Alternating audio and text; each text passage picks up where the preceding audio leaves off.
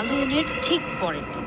আমি তখন কলেজের প্রথম বর্ষে পড়ি। সেদিন আমার ঘুম থেকে উঠতে বেশ দেরি হয়ে গিয়েছিল, তাই হুড়োহুড়ি করে যখন কেমিস্ট্রি ল্যাবের উদ্দেশ্যে বেরিয়ে পড়লাম, তখন বাস না চলায় আমাকে হেঁটেই যেতে হচ্ছিল।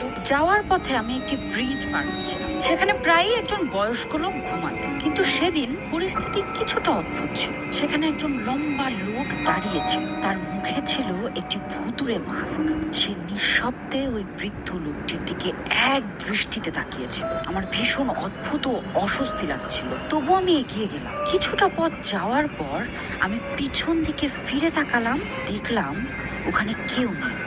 দুজনেই গায়ে, কোনো আওয়াজ নেই, কোনো নড়াচড়া নেই, যেন তারা কখনোই ওখানে ছিল না। কয়েকদিন পর লোকজন বলা বলি করছিল যে পুলিশ ওই বৃদ্ধকে তুলে নিয়ে গেছে, কিন্তু আমার এই কথাটি বিশ্বাস হচ্ছিল না, কারণ তিনি কখনোই কাউকে বিরক্ত করতেন না। সেই থেকে হ্যালোউইন আমার কাছে আর কখনোই আগের মতো স্বাভাবিক ছিল না। ওই মাস্ক পরা লোকটার অবয়ব আমার চোখে এখনো স্পষ্ট ভেসে ওঠে। এই গল্পটা ছিল আমার এক সাবস্ক্রাইবারের। আপনারও যদি এরকম ভয়ঙ্কর কোনো অভিজ্ঞতা থাকে, তাহলে আপনিও সেটা শেয়ার করতে পারেন আমার ইনবক্সে, অথবা আমার পেজে দেয়া ইমেল আইডিতে মেইল করতে পারেন। এমন আরো ভৌতিক ভিডিও পেতে আমাকে সাবস্ক্রাইব করুন।